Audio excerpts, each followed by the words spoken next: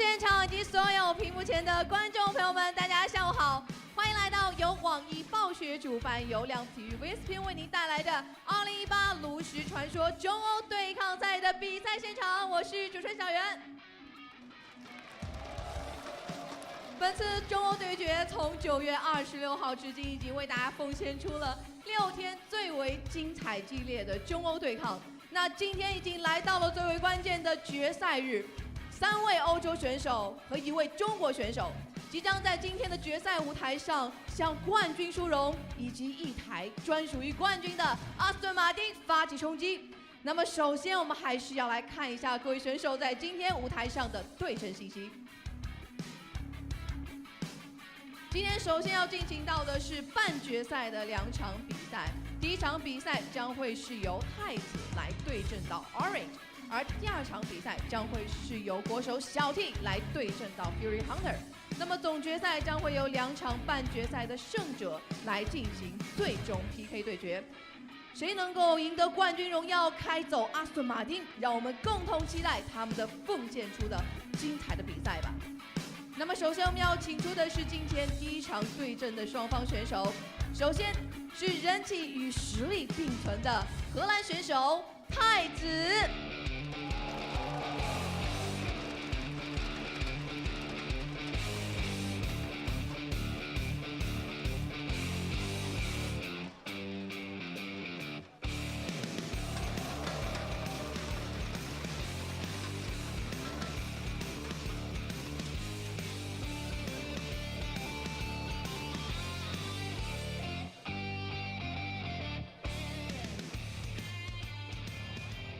那么他的对手则是同样强大的2017 HTT 夏季赛亚军，来自于瑞典的 Orange。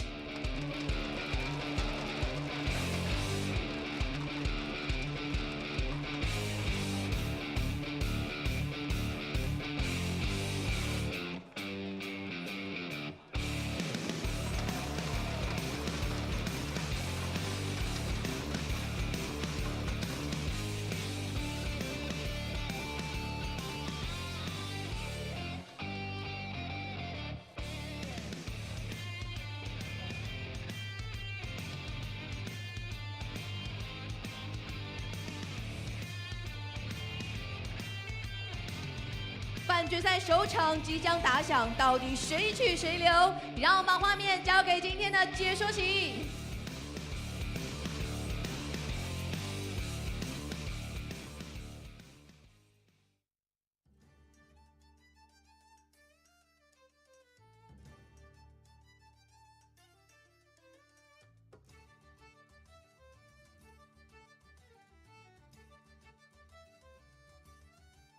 Welcome everybody to the very last day of EU versus CN 2018. In the top 4, we have Tice, Orange, Shouty, and Fury Hunter. And joining me for this cast once again is Dr. J.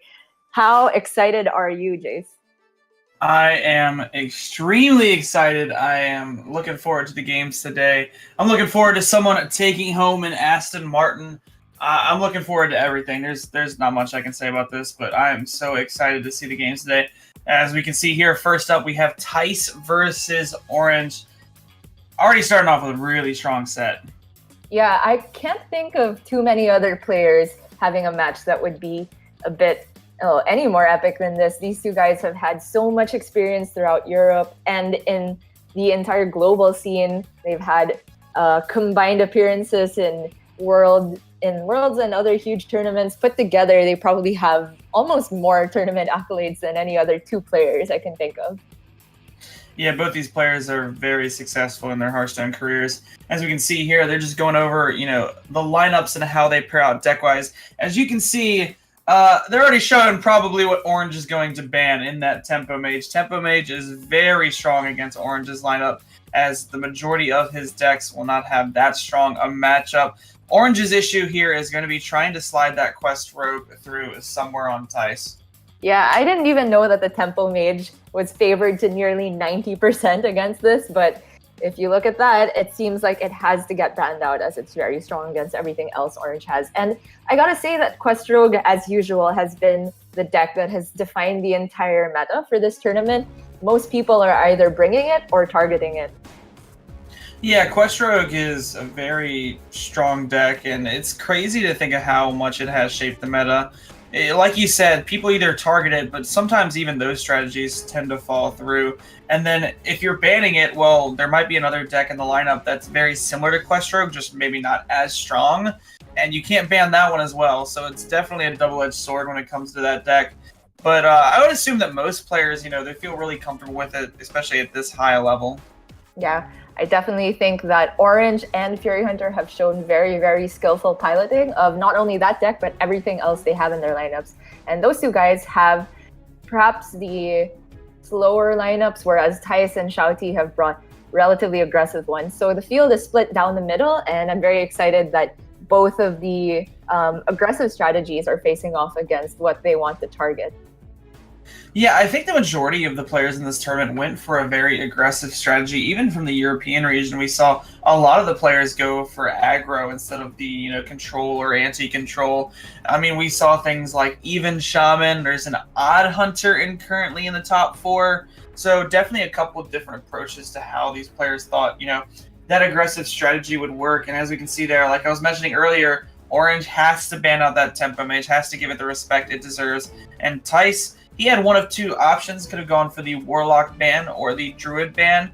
The Warlock ban would indicate that, he feels more comfortable with trying to fit the Zoo Warlock in on something like Druid. But I definitely agree with banning the Druid just in case maybe Orange gets a little, out of his comfort zone and doesn't actually ban that Tempo Mage, would give you a much better matchup there. Yeah, the Druid is Orange's pet deck as well, and the deck he probably has the most experience on in the whole field. It is the Malagos Druid, including Tyrantus, which is maybe the greedier version, doesn't have rats and things like that, but you still need to respect it as a deck that contains Spreading Plague. Yeah, Spreading Plague used to cost 5 mana, Gia, if you didn't know. That's a little absurd to me. Yeah, the Rogue Quest used to be only 4 procs to get it done. What a world that was. And you can see Thais there posing with the card, and Orange as well.好的，那也是恭喜一下橘子哥，也是成为第2位进入我们4强的中欧选手。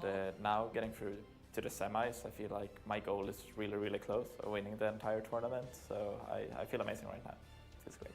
I am very happy so far that I already got here 好 to 的， the 那么 top 恭喜 4. 一下太子，成为第1位进入4强的中欧对抗赛的选手。 And it has been some close series, and now that I'm in the top 4, I really, really hope that I can give everything I have in the next hopefully two series. Thais has been playing really well. I'm always super impressed when I see Thais play because he has taken a step back from the competitive scene and is focusing more on streaming these days. And still, regardless of that, he is able to come back and play on the same level as most top players. So I've been nothing but impressed by Thais so far. I think he has been showing a very good performance. I've played already many times against Orange. It's not the first time I'm going to face him. So yeah, I'm sure we will put on a good match and a good series. And I secretly hope that it goes then in my advantage a little bit. My expectation for the next game is to win, of course, and get to the finals. It's going to be one of the harder matches for me throughout the tournament, but I'm confident that I can make it, and I hope to get to the finals.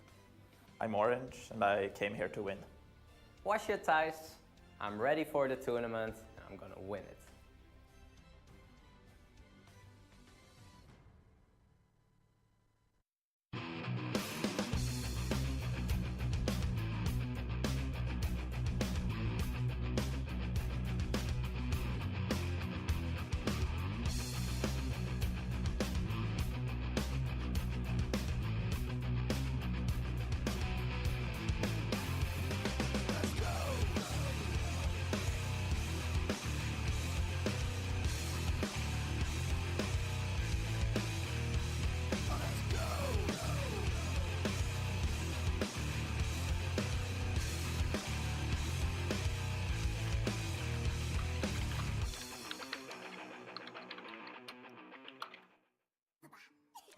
All right, looks like we're going straight into the first game, and Orange is going to queue up that even lock, and Tice is going to start out with his Malagos Druid. Now, the difference between the Malagos Druids for both these players is that Tice is running this Dream Petal Florist, which makes the matchup significantly better against things like Quest Rogue.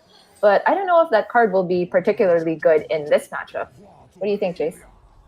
I think it's one of the cases where the Dream Petal Florist allows you to sometimes do these crazy combinations where you really shouldn't be allowed to, whereas most players, they either opt to put in that Tyrantus or they opt to put in the Lich King as the follow-up option. I think in this matchup, it could be extremely useful to make that 2-mana Malagos. If it does land, as it will allow combinations for double swipe Moonfires, whereas typically you may not be allowed to do that in a matchup where Orange is going to be life-tapping himself essentially to death. It will be extremely beneficial to sometimes have that lower-cost Malagos, because there is a range where Orange will try to play around, but with the Dream Petal Florist, it kind of boosts that range a bit. Yeah, I would definitely give the Malagos Druid the favor in this matchup, simply because even lock traditionally is most concerned with getting their health down to around 15 to 18 and have the Hook Reaver active as quick as possible. And they're able to use that swing of a 4-mana 7/7 to win matches against other decks, even though they're so far behind on health. But they don't have the liberty to tap that low against Malagos Druid, because naturally Malagos Druid, even without the Twig activation, can deal 12 points of burst with just Malagos Moonfire. Add that with the Dream Petal Florist and with the possibility of Floop as well, and the damage totals are really insane. So Tice are pretty happy to not see a Mountain Giant come down on this turn, although he did have a Naturalize to deal with it just in case. Yeah, I would definitely like to play from Orange to just go ahead and coin out that 4-drop. Baits some kind of removal if Tice feels that threatened by it. Looks like he does. He wants to go ahead and use the Naturalize. This is good for Orange. Could potentially draw out one of his Giants, and if he does find one of those Giants, he can just go ahead and slam that on the board. Does find another Twilight Drake for the follow-up. I think Tice is fine with doing this because Tice does have access to those Spellstones that would be able to answer the majority of the threats that Orange can present. May have to utilize both, but I don't think he's that worried as long as he's, at a safe life total, and he's still at 44 health, so he can take a giant hit or two if it does come down. Yeah, it's pretty fortunate for Tice that both the Spellstones have been buffed right away, but I'm sure he'd rather have seen something like Nourishes in the opening hand. He does still have this Wild Growth, though, to keep ramping up. At some point, it looks like if Tice doesn't draw into more card draw, his hand is looking very light. Moonfires and the Arcane Tyrants, which can't really be played until you get something expensive. And the Dream Petal Florist, you definitely don't want that discount to be landing on either of these either. And as for Orange, he did have to overdraw that Defile because of the Naturalize, but luckily picked up the Twilight Drake on time. And Tice is actually going to give this tons of respect. Wow. Yeah, this is a lot of respect given to the Twilight Drake. I almost feel like, Tice could have taken a hit or two. Maybe Tice feels as if Orange, if Orange had access to something like Giant, he most likely would have played that over the Twilight Drake. There's a lot of differing opinions on how this matchup should be handled if Geist is in the list. Some players feel as if you get the Twilight Drake down to bait out the Naturalize because some people will not use the Naturalize on it. And others feel like, you have the Giant in your hand for a reason. It is the most pressure. You want to force them to have that Naturalize, or else, it's just going to keep hitting them for 8. So it may have just been that Tice was the kind of player that wanted to get both of those 1-mana cards out of his hand while he could before potentially Skulking Geist was an option for Orange. Yeah. Given that play from Tice, it looks like he might just drop the Tempo Arcane Tyrant in the next 2 turns. If he doesn't get Nourish or Branching Paths or a UI in the next 3 turns, I feel like Orange will have a lot of liberty to develop onto the board. It is quite awkward for him, though, that you don't want to be using the Shroom Brewers because it makes your Hooked Reavers farther away from activation. But what else can he play here? Just a Hooked Reaver. Yeah, I definitely like the Hooked Reaver here. I think you have to get something onto the board with this hand. And Hooked Reaver makes the most sense. You really need the Shroom Brewers for after the fact, when your opponent has either Alexstrasza'd you or has tried to chip at your life total to a point where Tice will be able to end the game with some kind of Malagos combo. And although you would love to have this be a 7-7 with taunt, I think with this current hand, you are forced to play it and have to play it. Yeah, it might be that orange just continues curving out. He can play 2 and 4 in the next turn, although you don't really want to be playing the 2 drops here because they don't match up so well against Spreading Plague. Oh, that's an answer to Plague if it does come down.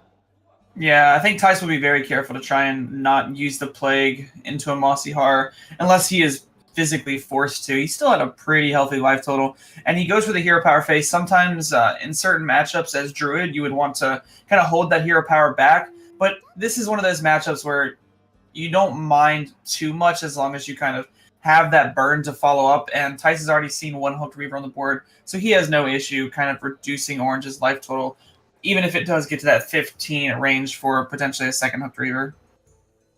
So from Orange's perspective, he doesn't have the liberty to tap this turn even after he plays a minion.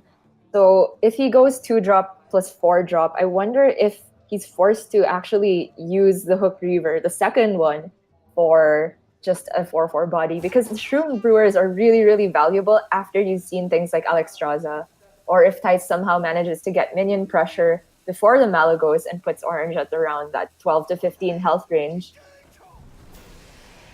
Very tough call. It's hard to say that you'd have to use both, and I like this play. I wanted to see a thought on this. It's just the fact that, you know, you really need to hold these Shroom Brewers, but right now Orange has access to 1 Shroom Brewer and 1 Spellstone, so I think he can liberally use the other one, especially since the Spellstone is buffed up quite a bit.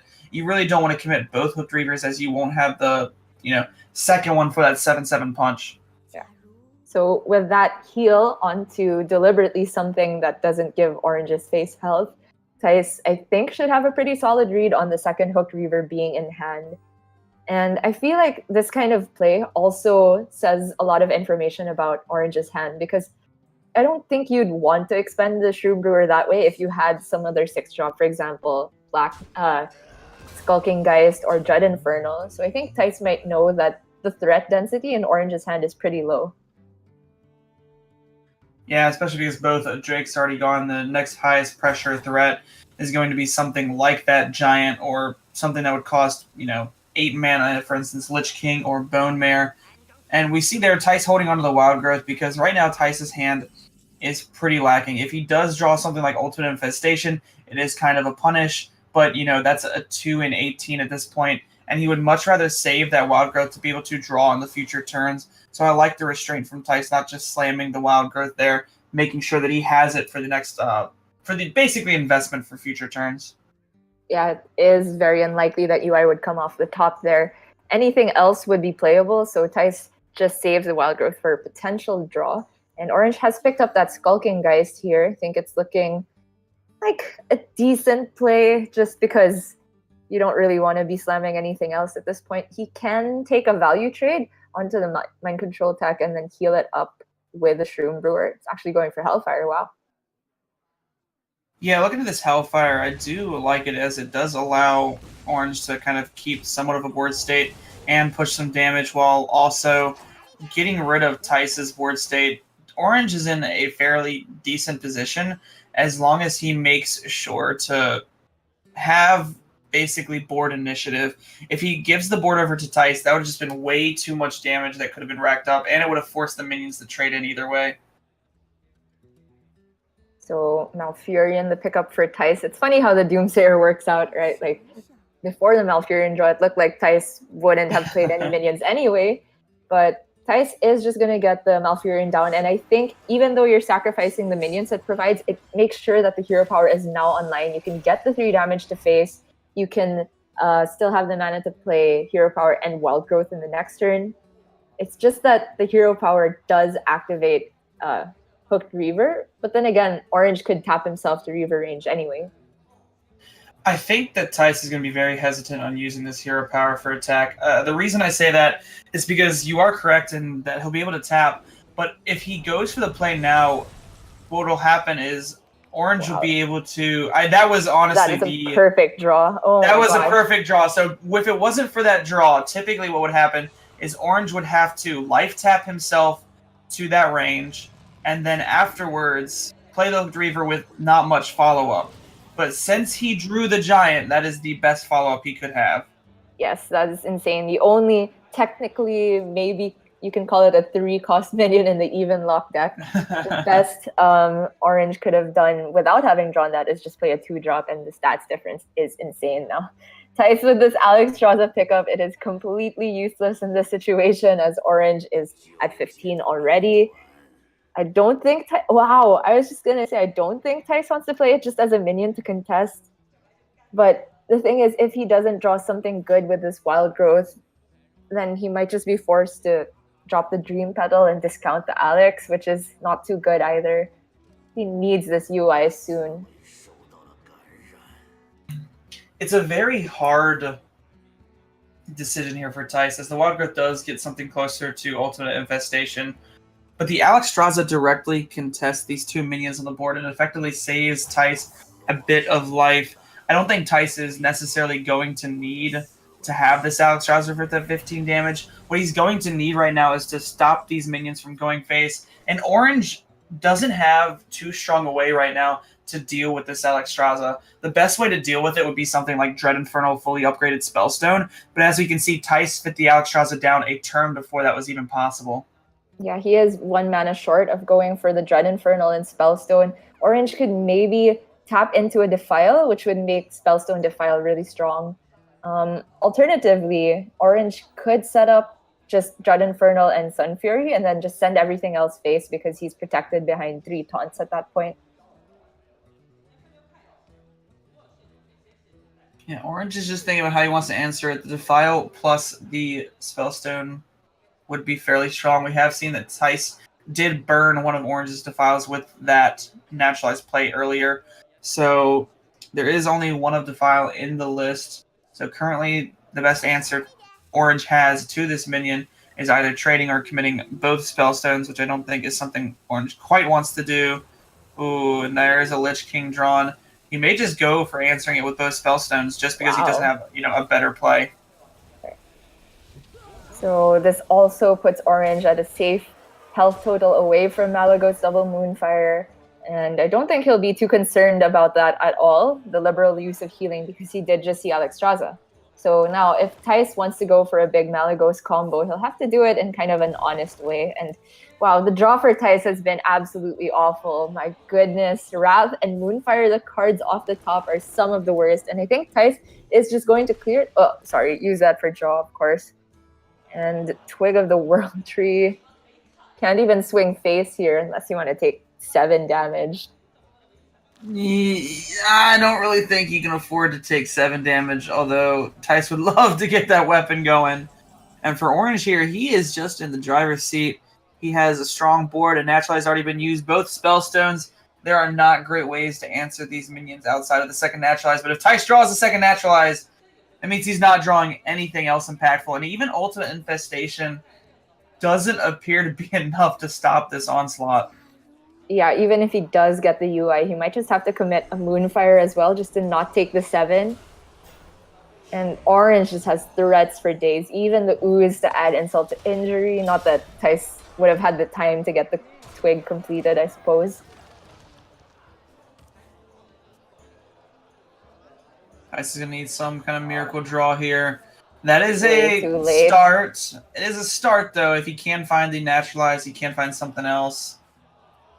Right now, that does not look like it. Something like 3 or 4 dead turns in a row for Tice.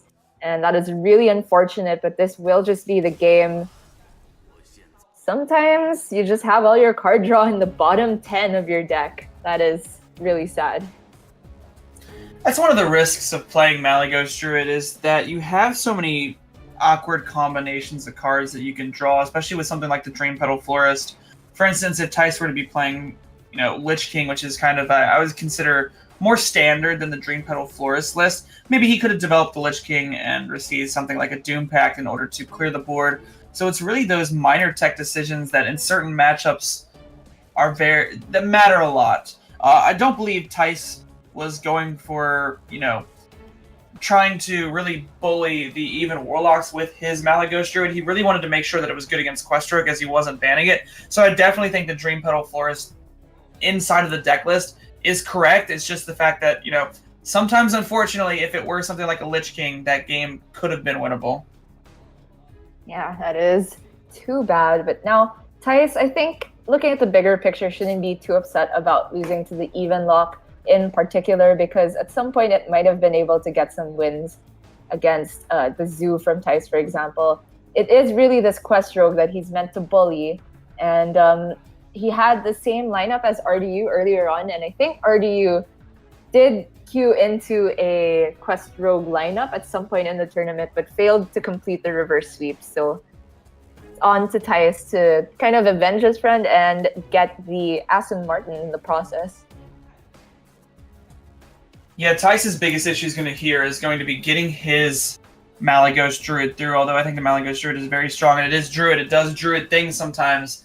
A lot of the times, it can get swept. I believe that's what happened to RDU, if I'm not correctly, is that the Druid got swept. Could be wrong on that one. But Druid, although it is very strong, you know, it doesn't have some of the most favorable matchups, especially into Orange's lineup. I would say that Orange's Rogue is still slightly favored, if not 50-50, which is good enough for Orange right now. And then the Shutterwalk Shaman from Orange, you know, that has a fairly decent matchup against the Druid as well. So for the second game, it will be just the matchup that we were talking about, Malygos Druid versus Questrogue. And Thijs this time has the UI in hand. He has a Wild Growth, and he, of course, keeps it here, double Wild Growth. That is a pretty good hand here, 1 Nourish, and things could be looking like almost unlosable for Thijs, especially with a hand of double Phantom Knives for Orange. That is true, but I wouldn't count Questrogue out just yet. You know, even with these opening hands, Questrogue is still one of the craziest, and that's oh my goodness. He wanted a hand. hand. Turn 5 UI by my count. Okay, turn 2 Wild Growth, turn 3 Coin Nourish and Wild Growth, turn 4. Oh, it's gonna be turn 4 UI. That is pretty insane. Druid does Druid things, exactly as we mentioned a while ago. This is why you bring Druid right here. Is this hand?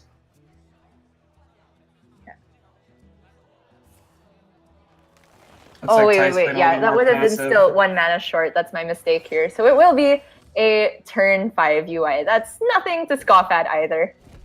Exactly, Thijs. So, you know, there was no real reason to coin out the Nourish there. The only reason for Thijs to coin out the Nourish and play the Wild Growth that turn would be able to get the Arcane Tyrant down, and that's probably what Thijs was thinking a little bit. But I don't think Thijs with his hand necessarily needs to get that Arcane down ASAP. I think he'll be fine getting it down a turn later, especially seeing Orange had to just develop Phantom Knives. So for Orange here, he does have 2 copies of Glacial Shard. That's not necessarily the minion you want to finish the quest with in this particular matchup. He'd really love some bouncers for the Novice Engineer. Wax Elemental is one of the most useless minions to finish quest on as well. So, and he needs Mimic Pod or Bouncer stat. Yeah, he's gonna need something here. He does have, you know, all of these smaller minions, but doesn't exactly have a way to complete the quest. Could Novice Engineer into something later on. And then we see Thijs just gonna go ahead and do what Druid does, ramp up a bit, has that coin Ultimate Infestation on the following turn.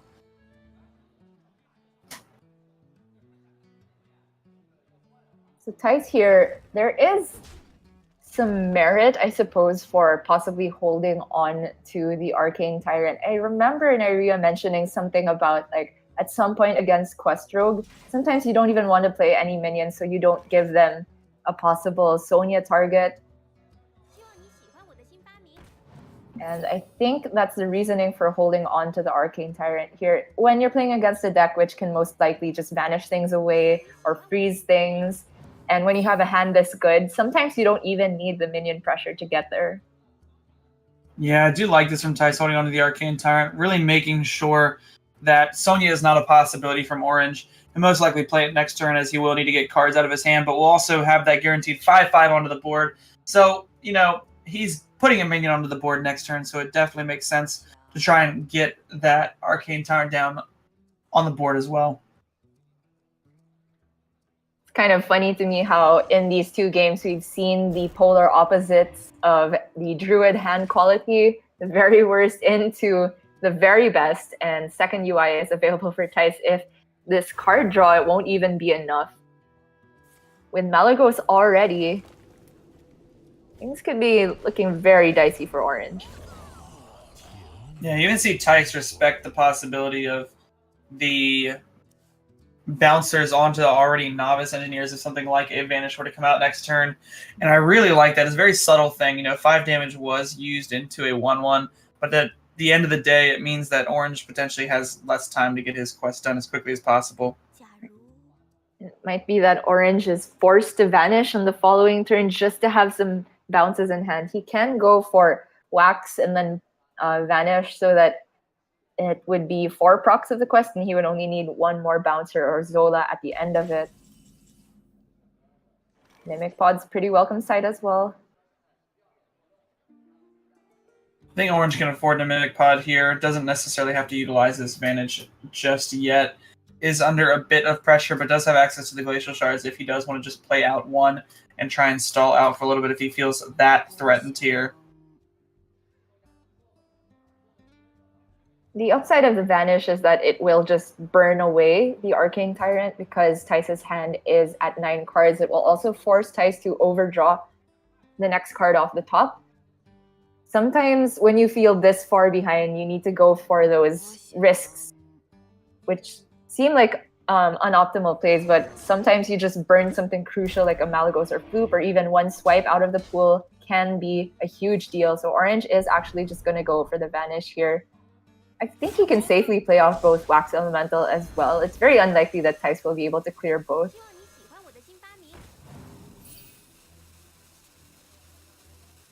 Looks like Orange is prioritizing taking that draw for, trying to find the bouncers much quicker. And now that I kind of reflected on that turn, there was a bit of, there was 2 very different lines of play, either, holding onto the Vanish for a little bit or trying to get it down right then and there.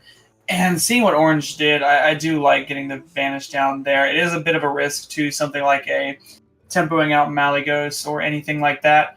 But, excuse me, sorry. I think the Mimic Pod's more useful later on, and I think if you can negate the damage now, it's much better.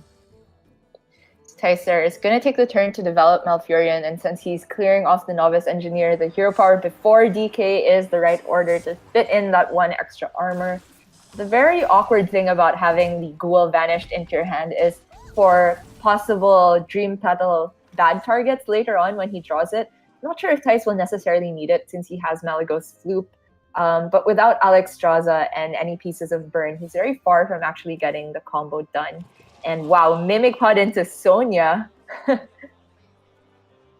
See, that does seem crazy, but it does actually make Orange's hand a little awkward. I definitely think it's powerful, but I guess I can't complain. 2 Sonyas is really powerful. As long as he holds on to them both, he can do quest completion over 2 turns, I think. So you can go Sonya deckhand there, and then the deckhand will replenish as 2 deckhands, and then you can suicide another, and that gives you another 2 deckhands. So I'm pretty sure in the next turn that would complete the quest. I'm not sure if he wants to expend both Sonya like that, though. But in this matchup, you don't really need Sonya for post-quest completion.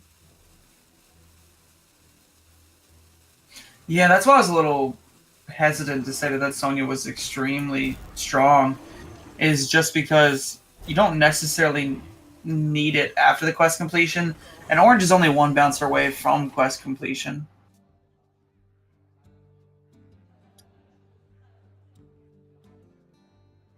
So for Tice, it is very awkward for him to have to deal with both the Wax Elementals here. He doesn't have something like Swipe to remove everything neatly. He also burned that Starfall because of the Vanish from Orange. So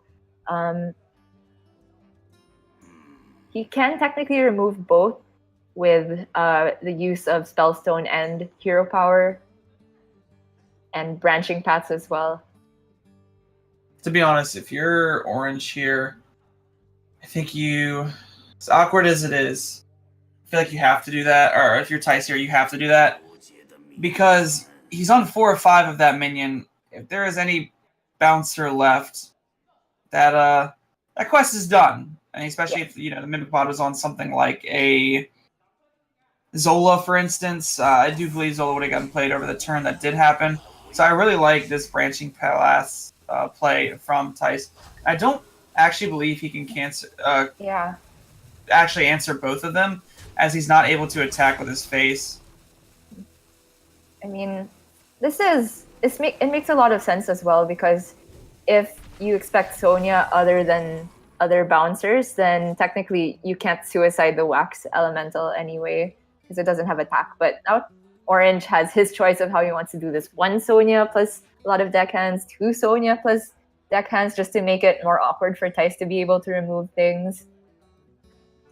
Because when you have 2 Sonya on board, if you remove only 1 at a time, you're still going to get another Sonya. Yeah, I think if you're Orange, that is a strong point. But I think if you're Orange here, you just want to get this quest done and completed, get it done with that deckhand. No reason to go, too crazy, as he wants to play it out next turn. So if he goes for something like double Sonya this turn, then it gets a bit to be awkward with how he completes the quest and plays it next turn. Yeah, also, having one back, having one held back as well is very important to just potentially having, stronger plays in the future. You saw Orange there use both the deckhands to try and maximize the damage. Feel like the turn could possibly end with a Glacial Shard onto the Ghoul as well. So Tice now knows that he is on a clock. He has Malagos and Fluke, but no swipes, no Moonfires, and the Alexstrasza has not been played either. And not to mention, he doesn't have a good way of removing Sonya unless he wants to use Naturalize on it. That seems really bad. Yeah, I don't think he can afford to use Naturalize onto Sonya. I think Tice right now, his last chance effort is to try and draw through to that burn. Spellstone's a decent draw. Now he can clear Sonya. If he has been hand tracking, he will know that it's a Mimic Podded Sonya though, so the other one is in hand. He can keep cycling with Ferocious Howl. I think with that draw 3, Tice is going to want to Spellstone off that Sonya just to get it off the board, and then clear off the Wax Elemental. He knows the quest is done next turn, so clearing off the Wax Elemental would allow him to basically kill a 4/4. But Tice right now is on the game plan of trying to draw through his entire deck in order to enable that Malagos combo. So I don't think he's worried about Orange having maybe 1 extra 4/4. So he'd rather draw and take that draw with the Ferocious Howl rather than committing a Hero Power that turn. Makes sense. And Ticer was kind of hesitating between using Wrath or Spellstone. The Wrath is less mana efficient, so you kind of want to get rid of it there. But he was thinking if he maybe needed to save it for card draw later on in the game. But I think he decided he might not have the time to use it that way. So this is quest completion for Orange. Even if Alexstrasza is the draw off the top for Tice, Orange has this Vicious Scalehide plus Sonya to heal up. So I feel like Tice might have to go on the game plan of trying to develop the full combo of if your Dream Petal lands on the Malagos, you can go swipe, swipe, Moonfire, Moonfire for exactly 30 damage on 10 mana. Don't know if he'll have the time to do the damage in pieces because Orange has a Scalehide to heal up. Tice right now has access to that Mind Control tech. Orange, I guess, had to play into it. Could have gone for a different play with the Sonya, but most likely wants to save that Sonya with the Vicious Scalehide in order to make sure that he can gain all of that life back if something like an Alexstrasza were to come down. Tice right now does have access to Spreading Plague as well. Yeah. The one thing going for Tice is that Orange does not have Phantom Knives anymore, so these Spreading Plague tokens will be extremely hard to answer. Yeah. Plague, MC Tech, and Spellstone is looking pretty clean here. Even if you don't steal the taunt minion, you can still Spellstone it away and push that Ghoul for more face damage, unless Tice would want to remove Chargers from the pool for Orange. I think that's also a decent line of play. The thing about the Spreading Plague is that it's very weak to Vanish, it clogs up your hand, and it could possibly overdraw Thijs something crucial like Alexstrasza or Dream Petal Florist. But this looks too good. Pass up. Yeah, I like this a lot. Can even Spellstone down the Wax Elemental and push this 6 damage face. Thijs is in a pretty good spot, but Orange has that Vanish in hand, and looks like Thijs is even going to respect the other deckhand, making sure that, he has no real charger in his hand to try and push through that damage. Yeah, in that case, even though the 4-2 is the worst statted minion, it's not the worst target. That would have been the Glacial Shard because it allows Thijs to remove both of the chargers from the pool. He sets up a very threatening board that Orange might feel the need to Vanish lest he gets second branching paths for attack.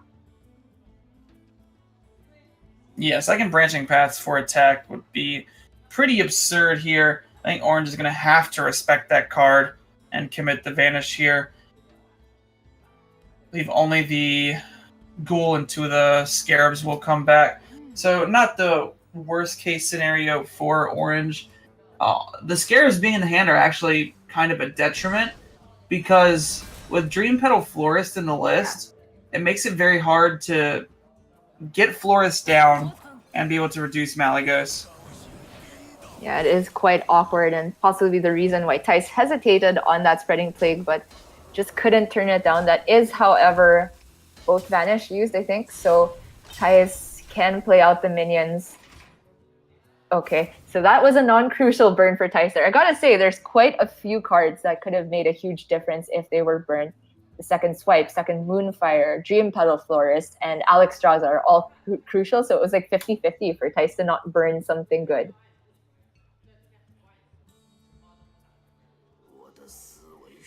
So it looks like Thijs is going to take the turn to just dump out the bad minions from hand. Yeah, I think if you're Thijs here, you just want to kind of get rid of these minions out of the hand.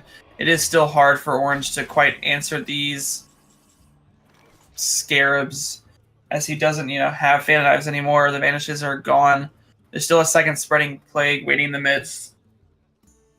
Although it's going to be an interesting game to see how it pans out. I think Thijs is going to need that combo pretty quickly, and Orange is going to need something like Valeera off the top. But Orange has, I would say, probably more impactful draws. I know Thijs does have the combo left, but if Orange hits something like a Valeera, that's almost game ending in a way if he can play this matchup to its maximum efficiency. Yeah, after Valeera, that not only gives Orange a turn of immunity, but the 5 armor is actually really significant because most of the time he'll be behind a wall of taunts that way. So Thijs can never get additional damage than the natural combo to Orange's face. And again, when you have the Malygos and Dream Petal Florist combo, the max you can do in one turn is 30 damage. So if Orange just never takes damage from this point, gets Valeera, he can permanently be at 32. So I believe Orange will be very, very conservative with his use of the dagger to clear things. Twig way too late here, probably not going to get too much work done, but there's just not much that better things that Thijs can do here. Yeah, Thijs is a bit strapped on, what he can do here. Really wants to save that swipe in order to be able to use it with the Malygos. Can't commit it too liberally. The one thing that's a big detriment for Thijs here is that he needs to draw the Dream Petal Florist before he draws the Alexstrasza, because that's pretty bad in and of itself if he draws it, because the Dream Petal Florist will have a reduced chance of actually hitting that Malygos.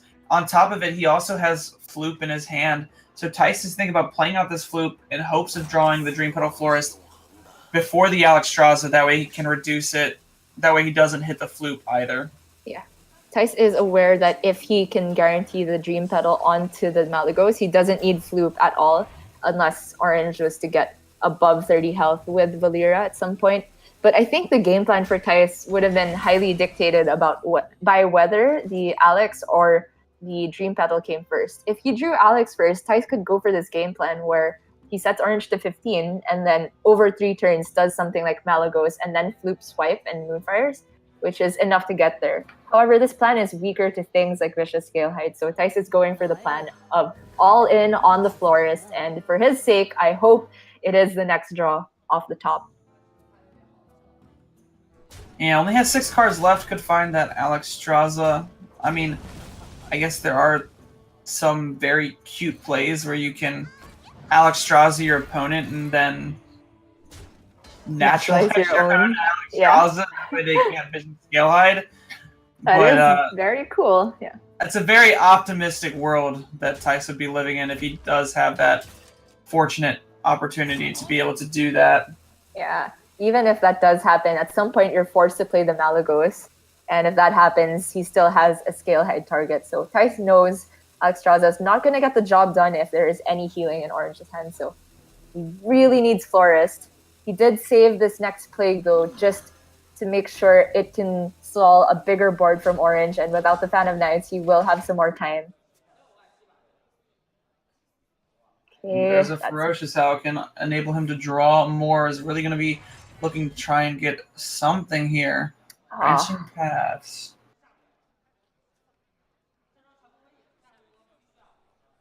I think it's a Plague turn. He could have gone for something like Branching Paths Armor with the hero power, but I feel like the Plague board is just not going to get much better. You better get it out of the hand.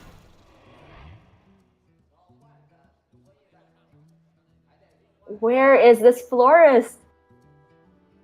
It's hiding somewhere in there. It's definitely in there. We've seen it before, but it's definitely hiding. I think as long as it's not the last card in the deck, it still works out similarly because Tice still needs to draw second Swipe and second Moonfire for that whole combo to work. So the last cards in Tice's deck are exactly Alex, Florist, Moonfire, and Swipe. So I think the ideal situation is Alexstrasza at the bottom for Tice here. If he gets Florist the next turn, I think that's the best. And then over 2 turns, if he can still survive. And I think with the Branching Paths for Armor, he should be able to. He can put together the lethal, but it's very dependent on the order in which these cards are placed. Tice could opt to also use the Branching Paths just to guarantee that he does get the draws for his entire deck in the next couple of turns. That's and true. Hopefully try and, fit in the Florist, and hopefully he is not dead. You saw Tice not swing at the weapon there, just because he knows Glacial Shard's in the hand, so he knows that taking the 4 damage is pretty unnecessary, so he'd much rather save the life than try and attempt to get through this twig that's probably never happening. Oh, and Florist is the draw off the top. That is exactly what Tice needed. If the Alexstrasza came first, he would have to take another turn to play the Alex and guarantee that the Florist hits Malagos. But now things are really looking up for Tice here. He just needs to survive the next 2 turns because he definitely needs to draw at least 2 more cards to have the full combo together. So the next turn, he can go for Branching Paths for 1 draw. If he gets both the Moonfire and Swipe off the natural draw and the 1 draw from Paths, that would be ideal because then he can also Armor with the second proc. Wow. I think Tice is actually thinking here whether he wants to use this Naturalize or not. I don't think he should Naturalize here. I think he wants to try and reduce the chance of Orange having that Valera because that's kind of what could stop Tice here from potentially stealing this game away. I think he was just thinking long and hard whether there was any merit or if there's any way he could die if he doesn't, naturalize something here. That is very true. It's my mistake. I think Tice will always only need to draw 1 with the Branching Paths because of 3 cards only being left in the deck. So Orange needs to put together a lethal really quickly now. 39 damage for Tice. That means Orange needs a lot of attacks with the 4 cost minions, like about 10 attacks to the face. Yeah, Orange needs to set up a 2-turn somehow. It's not looking too good for him right now. And even feels obligated to heal up with this Scale Hide. You really can't blame him, but there's only 1 target on the board. Goes to 29. Doesn't push nearly as much damage as he would have hoped. For all Orange knows, he's already dead this turn, right? Because if Tice had the Swipe, swipe, Moonfire, Moonfire, Malagos. That is 30. Orange will be pleased to see it's not there yet for Thais. So I think that most of the time, Thais just has this game unless the next draw for Orange is Valeera, because Thais this turn will definitely draw all the cards he needs for the full combo. He will be able to armor up for 6, putting him to 37. So 1 draw with the branching and 1 armor. And Orange is only presenting 24 onto the board here. With 1 space, he can make 28 damage, 29 with the dagger. I think what Thais is also trying to think about here is if there's any way he can potentially beat Valeera. Yeah. But I don't think there is quite that way. So he's just going to go ahead and make that play of drawing, gaining 6, and then gaining hero power for armor, just passing, waiting for the next turn, and that should be game over. But a 14% chance to draw Valeera. And for nope, that is a Zola there. There is nothing Orange could do from this point.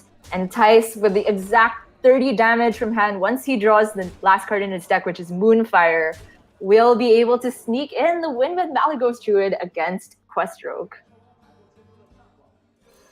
This is a very important game for Thais as the Malagos This looked Druid like it was the hardest one. Yeah, this definitely looked like the hardest one, and it's crazy to think of how strong Theis's opener was and how close this game still was. Wow, this is really satisfying to watch though. Just having the whole deck drawn and the perfect 5-card combo to get the job done. Very well played from Thais. But not gonna lie, the Nourish double Wild Growth opening with UI doesn't hurt too much either. And it's crazy to think that even with that opening, the Quest Rogue got this close. I mean, this goes to show you the matchup in a nutshell. I mean, even when Druid has that insane hand, sometimes Quest Rogue, they just get there in the end, especially when they have the Sonya plus the Charger. I think Orange got his quest done a bit late relative to what the deck can actually do. But Thais, just capitalized on top of that and made sure, he played to his outs and had that really strong ending sequencing of turns. Sometimes, I just gotta say that the new builds of Malagos Druid give it so many more outs. You include the Alexstrasza to maybe get a faster win condition against decks with no healing. You include Dream Petal Florist for decks that you need to one-shot to effectively kill. And then sometimes other builds include Lich King for a minion-based win condition, and the deck is really flexible and definitely showing why it's in the lineup for Thais.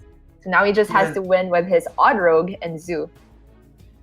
Yeah, there's so many different ways you can kind of build that list, and it's all with a core of about 26, 25 cards. It's those last 5 or 4 cards that you really can change around to affect how the matchups play out. For instance, we saw in the first one that if he had something like a Lich King, it would have been much better for him. But if he had Lich King in this matchup, I don't believe there was any way he could have gotten that win. Yeah, there's no way if that Florist in hand had been Lich King. So now, as for Orange, he has to still get this win with a Quest Rogue and the Shudderwalk Shaman, and it might be that he wants to just queue up the Shudderwalk now just because the remaining matchups for the Quest Rogue don't look too great. Yeah, the matchups for the Quest Rogue don't look like the best, but I definitely think the Quest Rogue matchup into Odd Rogue is much better than people give it credit for. I actually think that it might be closer to 55-45 for the Odd Rogue. I actually don't think it's as polarizing as some people may make it seem to be out, as the Quest Rogue, if piloted by a very proficient player, has a lot of outs and has a lot of counterplay. So it is going to be the Shudderwalk for Orange, which I feel has a pretty decent matchup against Quest Rogue because Volcano can decimate almost any board state that they have. It is definitely a keep in the matchup, but what else does Orange want to keep? I don't think you have the time or the leisure to play out Manatide. It's all about whether you can survive those first few onslaughts of either Vicious Fledgling or a minion with Cold Blood, 1-drop with Cold Blood, or the Hedge Clan Thug. And then a lot of the time, the Shutterwalk can end up out-resourcing the Odd Rogue. Yeah, that used to be the case where Shutterwalk Shaman was not quite favored, but slightly favored in this matchup because you would just effectively get rid of all of the Odd Rogue's resources. But Tice is playing Myra's Unstable Element, one of the new cards from the Boomsday, that basically says no to that rule, that, you can kind of fatigue, or not necessarily fatigue, but get rid of all of Rogue's resources. With Myra's Unstable Element, it gives them that last chance out of when Orange, the Shutterwalk Shaman, actually runs out of resources, it can just get right back in the game and have a powerful swing turn. Yeah, in matchups like this, Myra's is definitely kind of like a one-card win condition in and of itself. I would include Odd Warrior also, just because Quest Rogue, I keep saying Quest Rogue, Odd Rogue is so powerful in the early game, but it usually takes just one big board clear to cripple them for the rest of the game. With the addition of Myra's, they have another chance to refill. And the biggest weakness of Odd Rogue compared to other aggro decks is essentially patched up by that one card. Orange has the removal that he needs in his hand, doesn't quite have too many proactive plays in the next coming of turn, just mostly reactive. I think, especially in these control decks, you can be reactive all you want, but you eventually need to make some kind of proactive play onto the board. That way, when your opponent finally commits that last board, when Tice finally plays that last minion, and you don't have a reactive tool, you can lose the game right there. So the Fledgling, quite an obvious play for Tice, and he's hesitating about whether to kill the totem with his dagger or with the Dire Maul. I'd be a little surprised to see the Dire Maul trade in, actually, just because it's a bit weaker to Lightning Storm, and maybe in the future that one extra point of health can matter around Volcano. Tice without the Hench Clan Thug in hand is not too concerned about saving the dagger charges, I think. So makes sense to do it that way. Yeah, I think Tice was trying to evaluate whether he would be able to read dagger next turn or not, and he kind of came to the conclusion that he could just go double one drop dagger up if he needs to do so. So the dagger will most likely come out next turn. And if the dagger comes out, it makes sense to kind of save that life on the Dire Maul for the reasons you said. It's much stronger against Storm, and it's much stronger against Volcano if the board state does get to that size above 15. Orange can take a gamble here with Lightning Storm. 1 out of 4 times it clears both minions. And he actually instead goes for the safer play here because guaranteed, no matter what Tice puts down, Coin Volcano on the next turn will be able to clear everything. And Orange can just also Earth Shock the Vicious Fledgling so it doesn't get Wind Fury on the next turn. It essentially is like 1 mana, maybe heal yourself for 3. Myra's enters the hand for Tice, the card that we talked so much about. And given that Orange will be able to clear the first set of minions from Tice, I think Tice will absolutely need the Myras. Yeah, he's going to need the Myras in these next couple of turns. Tice is trying to figure out whether he wants to respect this totem and how much he wants to commit to the board. He saw Orange keep 2 and has not played either yet, so he may have some kind of read that it is either Volcano or Storm. It looks like, Tice wants to go with this, half measure around the Storm as he gets rid of the spell damage totem, commits minions onto the board that are, fairly reasonable against the Storm. And that 1 health on the Dire Maul could come to matter here if, Orange decides to go for the Storm over the Coin Volcano this turn. Yeah, I really like the play from Tice here. If he had played out the Tar Creeper, that would almost always signal Orange to go for the Volcano there because it can remove a high health target. Now the Volcano feels like it's not doing enough to merit being played this turn. And so Orange naturally thinks, okay, what about the Storm? And if the Storm were to low roll onto the Dire Maul, and it definitely won't kill the Argent Squire, that would still leave Tice 2 minions on board for a potential Fungal Mancer double target if it comes off the top. Yeah, I think that's what Orange is worried about here, which is why he's considering this turn very deeply. He can go for that Coin Volcano, but Volcano on this board does not feel that good. I think you definitely want to go for the Storm here. I don't think you can commit to the Volcano just yet. Yeah, I would definitely hold it for something like a Hench Clan Thug. And fortunately for Orange, he does hit the 50-50 to kill the Dire Mole. Not that it would have mattered too much here because there's no Fungal Mancer, but Orange doesn't know that. And Tice has been utilizing his dagger extremely well.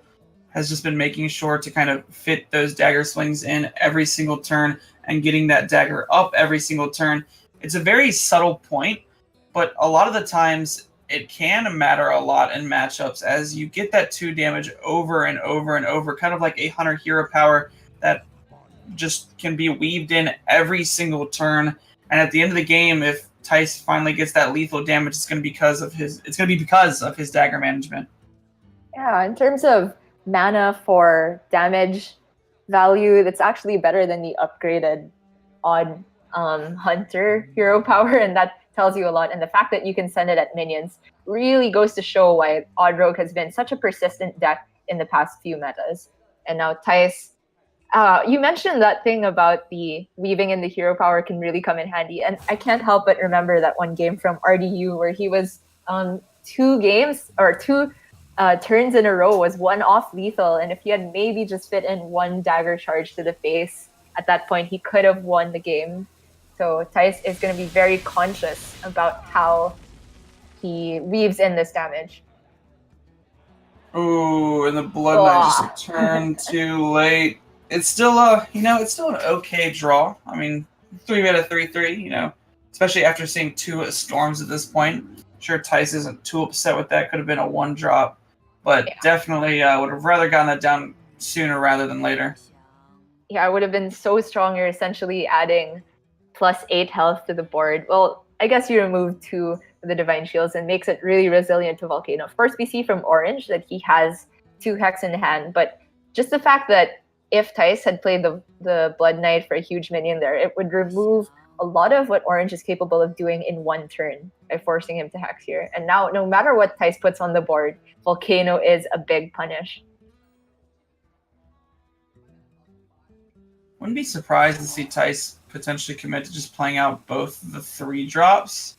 Could also, keep weaving in that dagger. May want to have some kind of enabler for that Bile Spine, but looks like Tice wants to go for, just I was mentioning earlier, fitting in that dagger every turn, making sure that he constantly has it up. There's no real need for the Bile Spine next turn, so I can see where Tice wants to, weave in this dagger. Yeah. Tice has been very conservative with the Tar Creeper, and I like it a lot because knowing that both Storm are gone, Volcano is the more likely AoE, and he doesn't want to just throw away the Tar Creeper into that. It's also just less pressure than the Blood Knight would be. And if you look at it, this is still just not a very threatening board that he has forced Orange to Volcano in. And because Tice got rid of 2 cards last turn and probably going to get rid of another 2 this turn, this Myra's is going to be drawing something like 8 cards. Essentially has to be playing a little bit like an aggro paladin, make your divine favor better. Yeah, the Myra's is going to be insane here, but this is what I was talking about earlier, where you can have all of the reactive tools you want. If you're not making proactive plays onto the board, then a lot of the times you will fall short. Orange does finally make some proactive turns because he does have either the Shard Zola Shard or access to the Chain Gang Shard. 2 different lines of play here. I think I like the Chain Gang Shard because it's going to be hard for Tice to deal with both of these Chain Gangs as he can freeze that SI7 agent. Yeah, I think it's much stronger onto the board than Shard Zola Shard. And also, the only way for Tice to clear this Shard is to have the second SI, which is pretty unlikely, or use a Vile Spine on it, which feels awful. So that is just going to be the play for Orange. And Tice, with the immediate pickup of Firefly, senses another turn to squeeze out more cards from the hand, make it possible for the Myra to draw the full 10 cards. And right now, if you're Orange here, you have to be trying to find some way to live. That way you can... Hagatha would have been very strong. I think he's in an okay spot if it weren't for that Myra's. We obviously can see the Myra's, but in Orange's mind, he might be thinking that, he can finally get back into this game with the Healing Rain, potentially a Zola onto the Glacial Shard, freezing the Vile Spine, and then just playing out the Shutterwalk next turn in order to potentially get another Shutterwalk back in the hand while also freezing minions. Yeah, Orange definitely still has a shot at this with the Healing Rain he can install, but Tice has done such a good job of putting together boards that were semi-threatening. Like, they're threatening in the sense that if Orange leaves it up, Fungal Mancer is too scary. So Orange had to use as much as 3 big AoEs to get rid of the board from Tice. And even with this just steady card draw from Tice, he's still able to put on more and more pressure. Yeah, I'm a little curious to Orange's player. I think I would have much rather seen the Healing Rain come out here, as your whole goal next turn is to play the Shutterwalk, as I don't think you're going to be able to commit to any other play, as it'll just be 2 mana inefficient.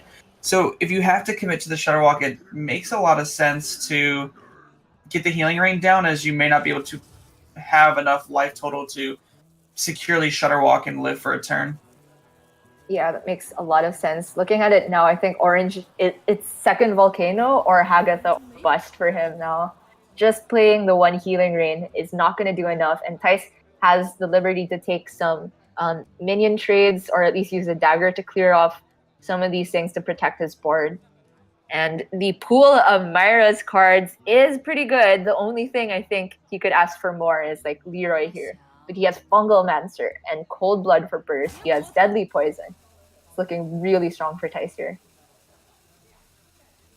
It's actually a bit crazy. I think if Orange can survive for 1 more turn and get the Shutterwalk down, if he had Healing Rained on the previous turn, he might just be fine. I think maybe in his mind that he wanted to have the Life Drinker onto the board in order to, start gaining life through that way. It could have been one of the reasons.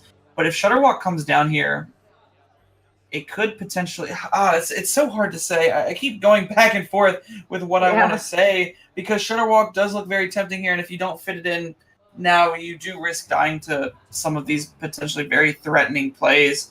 But it looks like Orange is going to take 1 more passive turn here, try and utilize the Hex, maybe get a Taunt Totem while trading, and potentially hope to Shutterwalk on the next turn.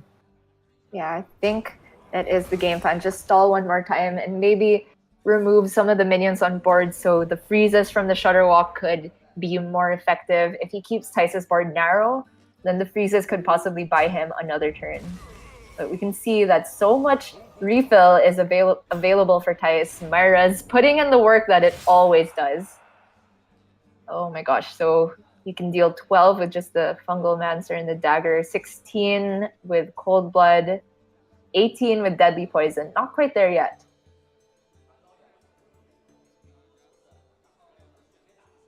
This is where I think having access to Leroy could make a huge difference, because if he has Leroy, he can end the game through that lethal burst that he won't be worried about the minions being frozen onto the board. But there are only 2 shards currently in the pool, so I think Tice is feeling safe and fine.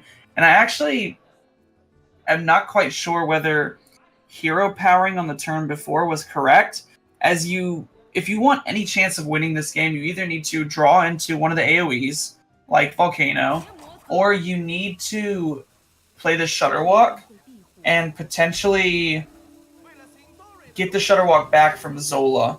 So with hero powering, Tice can just ignore it, and another Shutterwalk would never be able to come back into the hand. That is very true.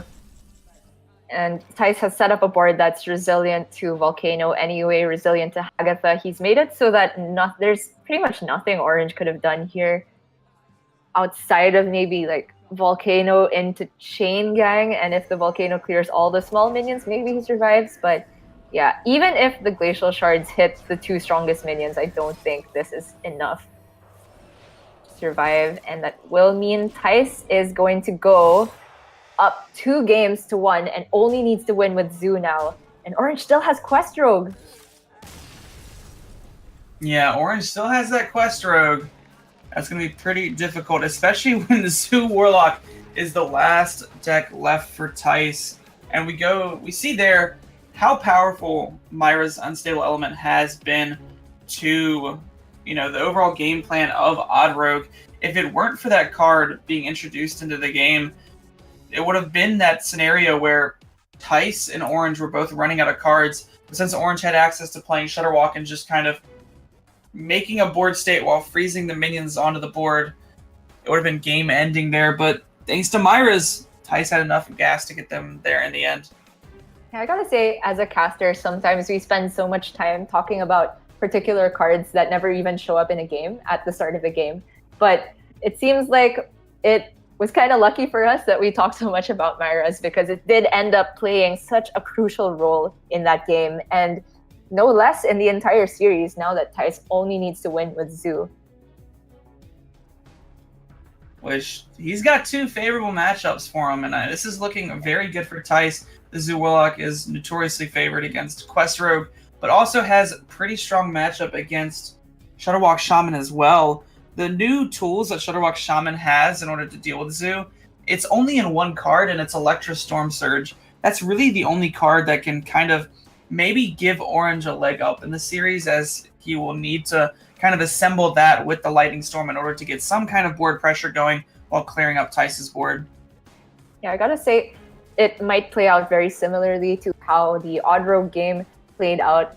Zoo can very often set up boards that don't look that threatening and require an AoE though, because you need to play around Fungalmancer. And because Zoo has this consistent refill in the form of the life tap, it kind of is the same as Myra's, but over several turns, that it just can keep putting out threats turn after turn and make the Shutterwalk Shaman have answers. Eventually they won't though. Oh, this is looking like a pretty good start from both of these players. Orange does have access to that Shard Zola, and Tice having double one drop. I'm a little curious to think, he probably should have considered keeping that Fungalmancer as well. I think Fungalmancer is a very important card in this matchup, but it looks like Tice is trying to go for, just a much more aggressive approach, trying to end this game as quickly as possible. Previously, I would have been in favor of keeping Fungalmancer on coin in almost every matchup, but with the inclusion of Soul Infusion, when you see the Fungalmancer positioned in the leftmost spot in your hand, I feel a little bit more inclined to tossing it, because most of the time you won't have the time to play it down before you Soul Infusion something else. That is fair. Sometimes I do subconsciously keep the doubling imp on the left side of my hand just to kind of hope I hit that Soul Infusion. It's very optimistic, but every now and then it'll happen. Yeah, it's definitely something worth considering. And Orange, happy that he has an answer for the Flame Imp, but he'll be very sad to see Voidwalker come down for Tice. Orange, the game plan is to survive until you get to the... Oh, there's a piece of AoE, one very crucial one, I might add.